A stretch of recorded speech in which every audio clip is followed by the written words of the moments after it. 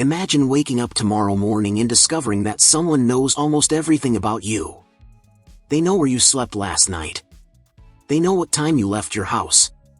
They know every website you visited over the past month. They know which restaurants you like, what products you searched for, where you work, who your closest friends are, and even how fast you usually drive to work. Now imagine something even more unsettling. They didn't hack your computer.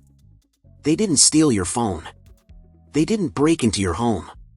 Instead, you gave them almost all of this information yourself. Every time you unlocked your phone. Every time you searched for something online. Every time you clicked I agree without reading the terms. Every time you posted a vacation photo. Every time you connected to free Wi-Fi. You left behind another piece of your digital identity. The frightening part isn't that this information exists. The frightening part is how many different organizations can access it. Governments collect it in the name of national security. Technology companies collect it to personalize your experience. Advertising networks collect it to predict what you'll buy next. Cybercriminals try to steal it because information has become one of the most valuable currencies in the digital world. Today, privacy is no longer something that disappears all at once. It disappears one permission, one app, one account, and one click at a time. Most people believe they have nothing worth hiding. But privacy isn't about hiding wrongdoing. It's about maintaining control over your own life. Would you hand a stranger the keys to your home simply because you have nothing to hide? Would you publish your bank statements online because you aren't doing anything illegal? Of course not.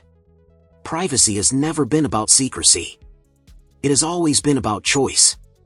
In today's connected world, that choice is becoming increasingly difficult to maintain. That is exactly why former hacker and cybersecurity expert Kevin Mitnick wrote The Art of Invisibility. This book isn't about becoming invisible like a spy in a movie. It isn't about disappearing from the internet forever. The author is honest enough to admit that complete anonymity is almost impossible. Instead, he teaches something far more practical. How to become a much harder target. How to reduce your digital footprint. How to make surveillance more difficult. And how to regain some control over the personal information you unknowingly give away every day. In today's episode of Knowledge Power, we'll explore the hidden systems that monitor our digital lives, the mistakes that expose us without realizing it, and the practical habits that can dramatically improve our privacy without requiring advanced technical skills. By the end of this video, you won't just understand how surveillance works. You'll understand how to think differently every time you pick up your phone, browse the internet, or create a new online account. Let's begin. One of the most powerful messages in this book is that surveillance has quietly become part of everyday life. Unlike the dramatic scenes we see in movies, modern surveillance doesn't involve someone following you through the streets with binoculars. Instead, it happens silently. Automatically. Constantly. Every digital service you use creates information about you. When you search for directions, your phone records your location. When you stream music, algorithms learn your preferences. When you shop online, retailers build detailed profiles of your buying habits. When you scroll through social media, every pause, every like, every comment, and even the amount of time you spend looking at a post becomes another piece of data. Individually, these details seem harmless. But together, they form an incredibly accurate picture of who you are. The author explains that data has become the oil of the digital economy. Companies compete to collect as much information as possible because information allows them to predict behavior. If a company knows what you're interested in today, it can estimate what you may want tomorrow. If it knows your daily routine, it can determine the best moment to show you an advertisement. If it understands your interests, your fears, and your habits, it can influence your decisions more effectively than ever before. This doesn't necessarily mean every company has bad intentions. Many genuinely use data to improve products and services. The problem is that once information exists, it can often be shared, sold, requested by governments, exposed during data breaches, or stolen by criminals. Every database eventually becomes a target. History has shown this repeatedly. Major corporations with billions of dollars invested in cybersecurity have still suffered enormous data breaches. Financial institutions, retailers, healthcare providers, social media platforms, government agencies. No organization is completely immune. The more information companies collect, the greater the consequences if that information is exposed. That's why Mitnick argues that privacy should not depend entirely on trusting organizations to protect us. Instead, individuals must actively reduce the amount of information they expose in the first place. Think of your personal information like pieces of a giant jigsaw puzzle. One piece alone reveals very little. But every additional piece helps someone see the complete picture. Your birthday, your hometown, your employer, your family members, your travel habits, your favorite stores, your email address, your phone number, your online usernames. None of these seem particularly sensitive on their own. Together, however, they become incredibly valuable. Cybercriminals use this information to answer security questions, impersonate victims, guess passwords, create convincing phishing attacks, and even bypass identity verification systems. The less information you make publicly available, the fewer pieces attackers have to work with. Human beings naturally choose convenience. If one app requires 3 clicks and another requires only 1, most people choose the faster option. Technology companies understand this perfectly. Every year, products become easier to use. Passwords are remembered automatically. Browsers save credit card information. Phones unlock with facial recognition. Applications remain permanently signed in. Cloud services synchronize everything across multiple devices without users needing to think about it. These innovations save time. But every convenience comes with a trade-off. Often, that trade-off is privacy. The author encourages readers to ask a simple question whenever they use a new digital service. What information am I giving away in exchange for this convenience? Sometimes the answer is minimal. Other times, it is astonishing. Many free applications request access to contacts, microphones, cameras, precise location, calendars, photo libraries, Bluetooth devices, and even motion sensors. Most users approve every request without reading why the permission is needed. After all, clicking allow takes only a second. Reading privacy policies might take several minutes. But those few seconds can grant an application access to years of personal information. Mitnick isn't arguing that everyone should stop using smartphones or disconnect from the internet. That isn't realistic. Instead, he suggests becoming more intentional. Every permission should have a purpose. Every application should earn your trust. Every account should be reviewed occasionally. Privacy isn't about avoiding technology. It's about using technology with awareness instead of habit. The most dangerous surveillance often happens not because someone forced us to reveal information, but because we never realized we were sharing it in the first place. Imagine buying the strongest front door available. You install expensive security cameras around your home. You add motion sensors, smart locks, an alarm system connected directly to the police. Every window is reinforced. Every entrance is protected. Now imagine writing the house key's location on a sticky note and placing it right beside the front door. As ridiculous as that sounds, millions of people do the digital equivalent every single day. According to Kevin Mitnick, passwords remain one of the weakest links in personal cybersecurity, not because modern password technology is weak, but because human behavior is predictable. People naturally choose passwords they can remember. Unfortunately, those are often the exact passwords hackers expect. Think about the passwords you've seen people use. A child's birthday. A spouse's name. The family pet. A favorite football team. Simple number sequences like 1 2 3 4 5 6. Or perhaps the most common password in internet history. Password. To a human, these choices feel personal. To a computer running billions of password guesses every second, they are painfully obvious.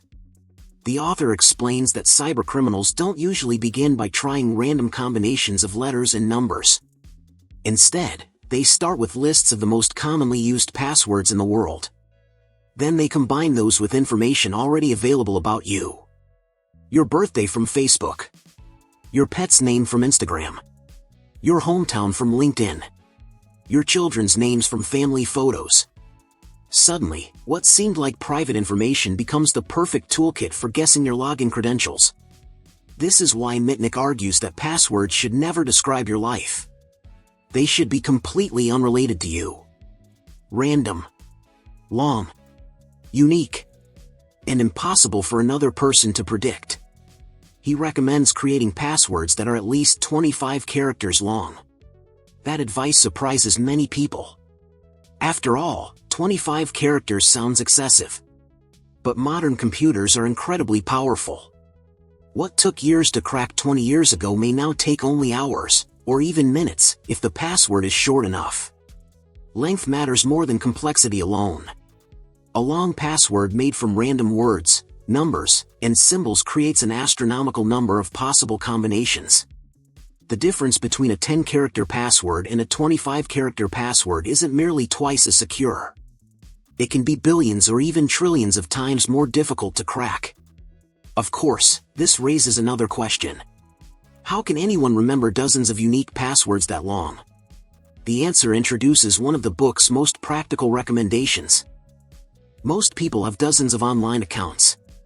Email, banking, streaming services, shopping websites, government services, cloud storage, social media, health portals, work accounts.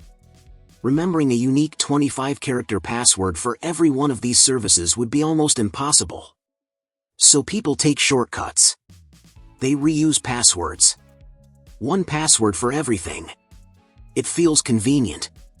Until one website suffers a data breach.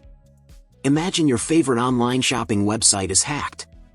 Perhaps the hackers steal only usernames and passwords. You might think, so what? It's only my shopping account. But what if you used exactly the same password for your email? And your bank? And your social media? And your work account? The attackers don't stop with the shopping website. They immediately begin trying those same credentials across hundreds of popular services. This technique, known as credential stuffing, succeeds far more often than most people realize. One stolen password can unlock an entire digital life. Mitnick explains that this is why every account should have its own completely unique password. Instead of trying to memorize them, he recommends using a password manager. Think of a password manager as a digital vault. Instead of remembering 50 different passwords, you remember only one master password. The software securely stores everything else. Whenever you create a new account, the manager generates an extremely long, completely random password. Not something memorable. Not something meaningful. Something that even you could never remember without assistance. At first, trusting all your passwords to a single application may feel uncomfortable. But in practice, a reputable password manager is far safer than reusing simple passwords across dozens of websites. Of course, the master password itself becomes incredibly important. If someone gains access to that one password, they may unlock everything else. That is why the master password should be unlike anything you've ever used before. Long, random, unique, and protected by another important layer of security. Imagine someone somehow discovers your password tomorrow. Perhaps it was exposed during a data breach. Perhaps you accidentally entered it into a fake website. Perhaps malware secretly recorded your keystrokes. Normally, that would be disastrous. But now imagine that even with your password, the attacker still cannot access your account. Why? Because your account asks for something else. Something only you possess. This simple idea forms the foundation of two-factor authentication, often called 2FA. Mitnick describes it as one of the easiest and most effective security improvements anyone can make. The concept is straightforward. Instead of proving your identity using only one piece of information, such as a password, you provide two independent forms of verification. Something you know, and something you have.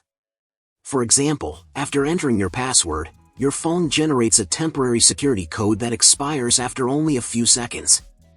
Even if a criminal steals your password, they still cannot log in without access to your physical device. It's similar to entering a secure building. Knowing the access code isn't enough.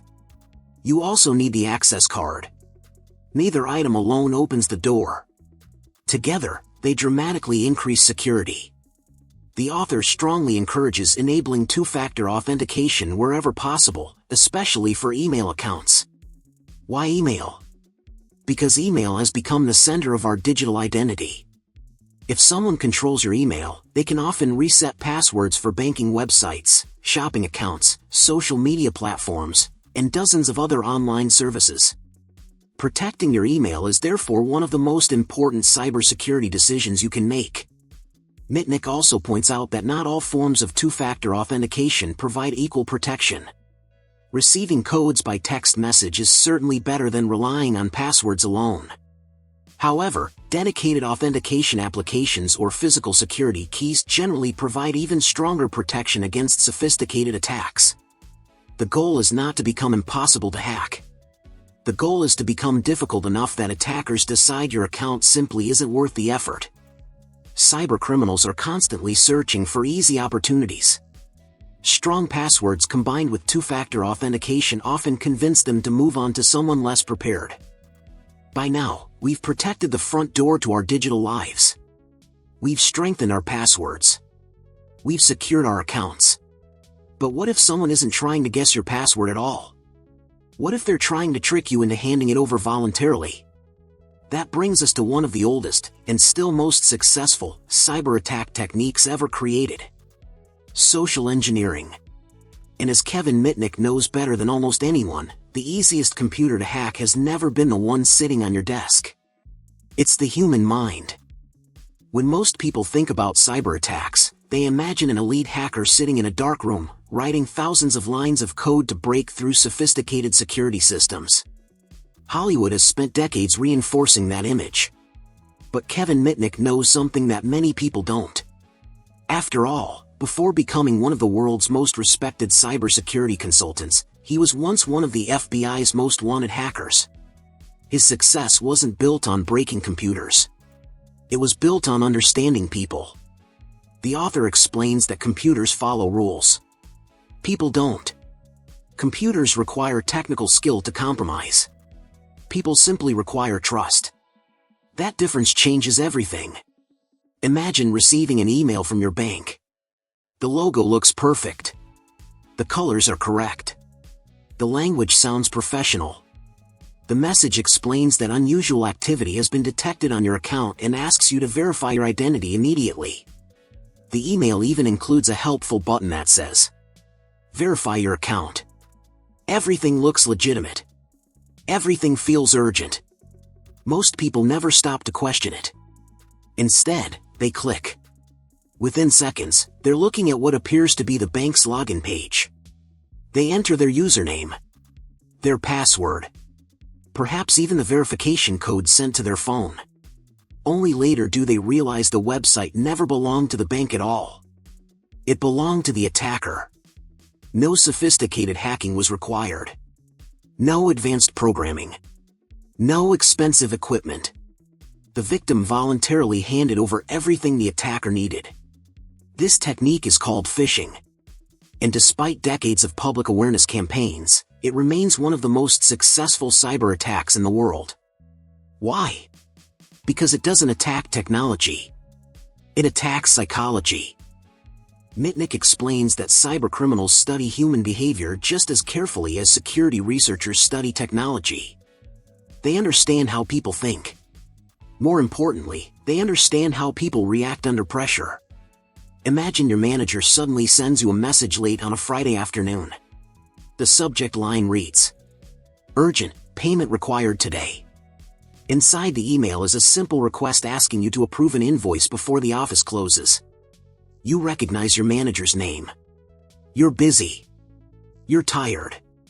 You don't want to delay an important payment. So you approve it.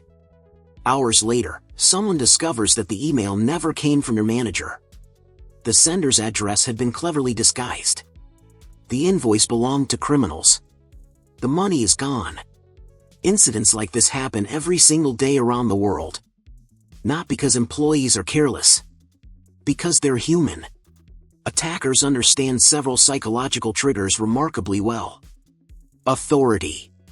People naturally obey instructions from someone they perceive as important. Urgency. The less time someone has to think, the more likely they are to make mistakes. Fear. Messages suggesting legal action, account suspension, or financial loss encourage immediate reactions. Curiosity. People naturally want to know what's inside unexpected attachments or mysterious links. Kindness. Most employees genuinely want to help colleagues. Cybercriminals exploit that instinct. Mitnick emphasizes that cybersecurity awareness isn't about making employees suspicious of everyone. It's about teaching them to slow down. Almost every successful phishing attack depends upon one thing: speed. The attacker wants you to react before you think. The defender's greatest advantage is taking 30 extra seconds. Reading carefully. Verifying requests. Looking for small inconsistencies. Making a quick phone call instead of replying directly. Sometimes those 30 seconds prevent millions of dollars in damage. Think about everything connected to your email address. Your bank. Your shopping accounts. Your social media. Your healthcare provider. Your employer. Streaming services. Government portals. Cloud storage. Travel bookings. Almost every online service eventually points back to one place: your email. This is why Kevin Mitnick repeatedly describes email as the master key to your digital identity. If someone gains access to your email account, they don't necessarily need to know your other passwords. Most websites simply ask, "Forgot your password?" Within seconds, a password reset link arrives in your inbox. If an attacker controls that inbox, they can systematically reset one account after another. Your email account quietly becomes the gateway to your entire online life. That is why the author recommends treating email differently from every other online account. It deserves your strongest password, your best two-factor authentication, your highest level of protection. He also recommends separating your digital identity into different categories. Many people use one email address for absolutely everything: shopping, social media, newsletters, banking, professional networking, online gaming. The problem is obvious. Every company storing that email address becomes another potential source of exposure. Suppose one small website suffers a security breach. Attackers now know your email address. They immediately begin searching whether it appears on other services. They send convincing phishing messages. Spam increases. Credential stuffing attacks begin. All because one database was compromised. Mitnick recommends creating multiple email addresses instead. One for financial accounts. Another for personal communication. A separate address for online shopping. Perhaps another for newsletters and websites you don't completely trust. By separating these identities, you reduce the damage caused if one account becomes exposed. Think of it like building fireproof walls inside a building. If one room catches fire, the entire structure doesn't immediately burn. Digital compartmentalization works the same way. Many people believe email works like a sealed envelope. You write a message. You send it. Only the recipient reads it. Unfortunately, that's not always true. Without proper encryption, your messages may pass through multiple servers before reaching their destination. Internet providers.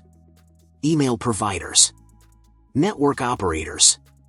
Each step creates another opportunity for information to be intercepted. Encryption changes this process completely. Mitnick compares encryption to placing your message inside a locked safe before shipping it. Everyone can see that the safe exists. But without the correct key, nobody can understand what's inside. This principle has become increasingly important as cloud services continue expanding. Photos, documents, medical records, business contracts, financial statements. Much of our personal lives now exists somewhere on someone else's servers. Encryption helps ensure that even if those servers are compromised, the information itself remains protected. The author admits that encryption sometimes feels inconvenient. It may require additional software, extra passwords, additional verification. But inconvenience is often the price of meaningful security. Modern life has conditioned us to value speed above almost everything else. Cybersecurity asks us to value resilience instead. The extra minutes spent protecting sensitive information may save weeks, or even months, of recovery later. So far, we've secured our passwords, protected our email, learned how attackers manipulate human psychology, and discovered why encryption has become one of the foundations of digital privacy. But one enormous source of information still remains. In fact, it may reveal more about your life than anything else you own. Not your laptop, not your email, not even your social media accounts. Your smartphone. And in the next chapter, Kevin Mitnick explains why the device we carry everywhere has quietly become one of the most powerful surveillance tools ever created. Take a moment to think about how often you use your smartphone. It is probably the first thing you look at when you wake up in the morning. It wakes you with an alarm, shows you the weather, guides you through traffic, stores your photos, keeps your conversations, remembers your appointments, tracks your workouts, manages your finances, provides entertainment while you wait in line, and remains within arm's reach for almost every hour of the day. Now consider what all of those activities reveal. Your phone knows where you live because it spends every night in the same location. It knows where you work because it travels to the same building every weekday. It can identify your favorite restaurants, your gym, your supermarket, your doctor, and even the route you usually take home. It knows who you call most often, who sends you messages, what time you normally go to sleep, how frequently you travel, what music you enjoy, which videos you watch, and which websites you visit before bed. When all of that information is combined, your smartphone becomes something far more powerful than a communication device. It becomes a detailed diary of your daily life. Kevin Mitnick explains that this is one of the reasons smartphones have become such valuable targets for advertisers, technology companies, investigators, and cybercriminals alike. The issue is not simply that information exists. The issue is that many users never realize how much information they are continuously generating. Every application installed on your phone requests permissions. Some need access to your camera. Others request your microphone. Many ask for your location. Some request access to your contacts, your calendar, your photo library, or even nearby Bluetooth devices. Individually, these requests may appear harmless. After all, a navigation app obviously needs your location.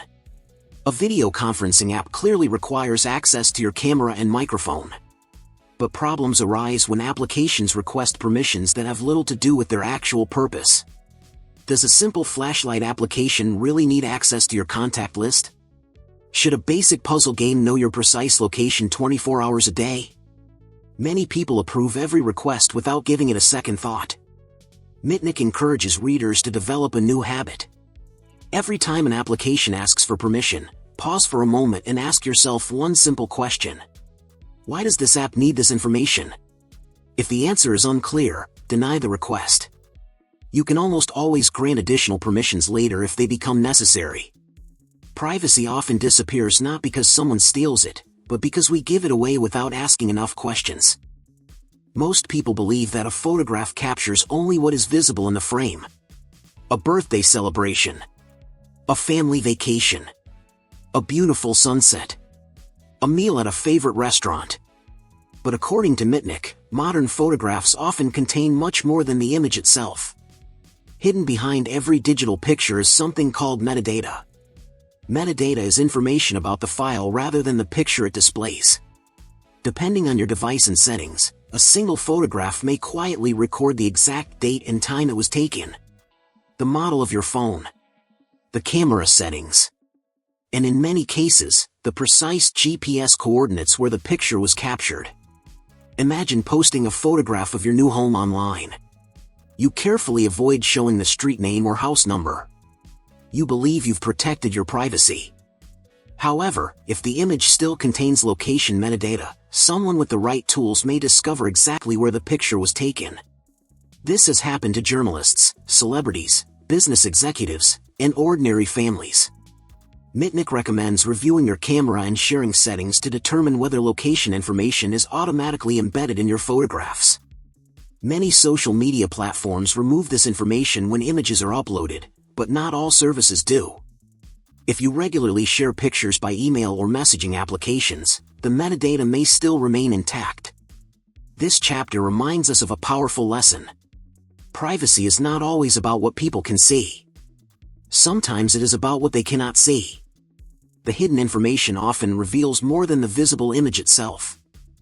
Social media has transformed the way people communicate. Families separated by thousands of kilometers can stay connected instantly. Businesses reach customers around the world. Communities form around shared interests. Ideas spread faster than at any other point in human history. These are remarkable achievements. Yet every advantage creates new risks. Mitnick argues that social media has also become one of the greatest intelligence-gathering tools ever created. Consider how much information people voluntarily publish. Birthdays, graduations, wedding anniversaries, new jobs, family members, vacation plans, favorite hobbies, schools attended, pets, cars, daily routines, even photographs of boarding passes before flights. To friends, these posts seem ordinary. To cybercriminals, they are valuable pieces of intelligence. Suppose an attacker wants to impersonate you. Where might they begin? They could search your public profile. Within minutes they may learn your full name, your employer, your hometown, your interests, your relatives, and perhaps even the answers to common security questions used by banks and online services. Many people unknowingly publish the information designed to protect their own accounts. Mitnick advises readers to think carefully before sharing personal details publicly. Ask yourself a different question before posting. If a stranger knew this information, could it be used against me? Perhaps not today. Perhaps not tomorrow. But remember that information rarely disappears from the internet. Screenshots exist. Archives exist. Copies exist. Data that seems insignificant today may become valuable years later. Privacy is not about refusing to enjoy social media. It is about sharing intentionally rather than automatically. Imagine you're sitting inside an airport waiting for your flight. Your phone detects a wireless network called free airport Wi-Fi. Without hesitation, you connect. After all, why use mobile data when free internet is available? Moments later you're checking email, logging into social media, reviewing online banking transactions, and perhaps making a purchase before boarding your flight. Everything feels completely normal. But what if that wireless network doesn't belong to the airport? What if it belongs to someone sitting only a few meters away? Mitnick explains that creating a fake wireless network is surprisingly simple. Attackers often choose names that appear legitimate. Busy travelers rarely stop to verify them. Once connected, unsuspecting users may send sensitive information through equipment entirely controlled by the attacker. This doesn't mean public Wi-Fi should never be used. Rather, it means it should be used wisely. Whenever possible, avoid accessing financial accounts or transmitting highly sensitive information through networks you do not control. If you must use public Wi-Fi, consider using a trusted VPN to encrypt your connection, making it significantly more difficult for others on the same network to intercept your traffic. Even then, remember that no security tool is perfect. Good judgment remains your strongest defense. Convenience should never replace awareness. By now we've discovered that privacy extends far beyond passwords and computers. It follows us in our pockets. It hides inside our photographs. It appears in our social media activity. It even travels with us through public Wi-Fi networks. But Kevin Mitnick saves perhaps his most important lesson for the end of the book. Technology will continue changing. New threats will appear. Artificial intelligence will transform both security and surveillance. Yet one principle will remain constant. The most effective privacy tool has never been software. It has always been the decisions we make every single day. Throughout this book, Kevin Mitnick repeatedly challenges one of the most common arguments people make whenever privacy is discussed. I have nothing to hide. At first, that statement sounds perfectly reasonable. After all, if you aren't committing a crime, why should privacy matter?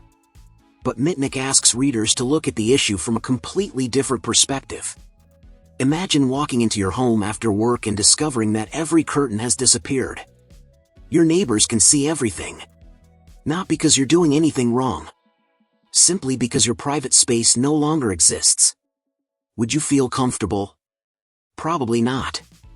Now imagine your email being displayed on a public screen. Your search history published online. Your financial transactions available for strangers to examine. Your medical records open to anyone curious enough to look. None of these situations imply criminal behavior. Yet almost everyone would consider them unacceptable. Why? Because privacy has never been about hiding illegal activity. Privacy is about maintaining control over information that belongs to you. It is about deciding who has access to your life, when they have access to it, and under what circumstances. The author explains that once information leaves your control, it becomes extraordinarily difficult to recover. Data can be copied, stored, shared, sold, archived. Even if the original file is deleted, countless copies may continue existing elsewhere. That is why prevention is always more effective than attempting to erase information later. Every decision we make online should be guided by one important question. If this information became public tomorrow, would I still be comfortable sharing it today? If the answer is no, perhaps it should never be uploaded in the first place. When this book was first published, many of its warnings sounded almost futuristic. Today, many of those predictions have become part of everyday life. Artificial intelligence can recognize faces and photographs within seconds. Voice assistants respond to spoken commands from across the room. Smartwatches continuously measure heart rate, sleep quality, physical activity, and even stress levels. Cars communicate with online services. Televisions connect to the internet. Doorbells record visitors. Household appliances exchange information through cloud platforms. Every year, billions of additional devices become connected. This technological revolution brings enormous benefits. Healthcare improves. Transportation becomes safer. Communication becomes faster. Businesses become more efficient. But every connected device also creates another potential source of personal information. Mitnick does not argue that technology itself is the enemy. Technology is neutral. What matters is how it is designed, how it is secured, and how consciously we choose to use it. The future will almost certainly include even more data collection than exists today. Artificial intelligence will make it easier to analyze enormous quantities of information. Behavioral predictions will become increasingly accurate. Advertising will become even more personalized. Cybercriminals will use AI to automate attacks. Security professionals will use AI to detect threats more quickly. The battle between privacy and surveillance will continue evolving. But one thing will never change. People who understand how information is collected will always make better decisions than those who never think about it. Knowledge remains one of the strongest forms of protection. One of the most encouraging lessons from the Art of Invisibility is that meaningful privacy does not require becoming a cybersecurity expert. You do not need to memorize complex programming languages. You do not need expensive equipment. You do not need to disappear from the internet entirely. Instead, Mitnick encourages readers to develop consistent habits. Use strong, unique passwords. Protect important accounts with multi-factor authentication. Think carefully before clicking unexpected links. Review application permissions regularly. Separate different aspects of your digital identity. Keep software updated. Question requests for personal information. Avoid oversharing on social media. Verify before trusting. Slow down before reacting. Individually, none of these habits seems dramatic. But together, they create multiple layers of protection. Cybersecurity professionals often compare security to slices of Swiss cheese. Every protective layer contains small holes. No single defense is perfect. Passwords can be stolen. Devices can fail. Software can contain vulnerabilities. People sometimes make mistakes. However, when multiple independent layers work together, the holes rarely line up. An attacker who bypasses one defense often encounters another. And another. Eventually, many attackers simply move on to an easier target. Mitnick reminds readers that perfect privacy does not exist. The goal is not perfection. The goal is reducing unnecessary risk. Making surveillance more difficult. Making identity theft less likely. Making yourself a less attractive target. Sometimes that small improvement is all it takes. When you first hear the title The Art of Invisibility, it sounds almost impossible. After all, can anyone truly become invisible in today's connected world? Probably not. Our lives have become deeply connected to technology. We work online. Communicate online. Shop online. Learn online. Travel online. Even our homes have become connected. Complete anonymity is no longer realistic for most people. But Kevin Mitnick never promised complete invisibility. Instead, he offered something far more practical. Awareness. Because awareness changes behavior. When you understand how websites track your activity, you browse differently. When you understand how phishing attacks manipulate emotions, you become more cautious. When you understand the value of your personal information, you become more selective about sharing it. And when millions of people make these small changes, the internet becomes a safer place for everyone. Perhaps the greatest lesson in this book is that cybersecurity is not primarily about technology. It is about human behavior. Technology changes every year. Operating systems evolve. Artificial intelligence grows more powerful. New devices appear. New threats emerge. But the most important security tool remains exactly the same. Critical thinking. Every time you pause before clicking a suspicious link. Every time you question an unexpected request. Every time you review an application's permissions. Every time you choose privacy over convenience. You are making yourself just a little more difficult to exploit. Those small decisions accumulate. Over weeks. Over months. Over years. Until protecting your privacy is no longer something you consciously think about. It simply becomes part of who you are. And perhaps that is the true meaning behind the art of invisibility. Not disappearing from the digital world, but moving through it with awareness, confidence, and control. The digital world offers incredible opportunities. It connects families across continents, helps businesses reach customers worldwide, makes knowledge available within seconds, creates opportunities previous generations could never have imagined. But every opportunity comes with responsibility. Our personal information has become one of the world's most valuable resources. Protecting it is no longer optional. It is an essential life skill. The good news is that meaningful privacy does not require fear. It requires education. It requires awareness. And above all, it requires making thoughtful decisions every single day. Because the safest person on the internet is not the one with the most expensive security software. It is the person who understands how the digital world really works.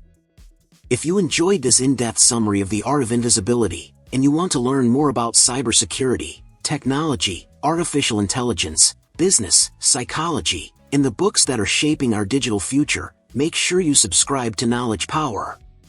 Every week, we break down the world's most influential books into practical lessons that you can apply in your career, your business, and your everyday life. If you found value in today's video, don't forget to like, share it with someone who cares about protecting their privacy, and leave a comment below telling us which cybersecurity or technology book you'd like us to summarize next. Until then, remember one simple lesson from today's book.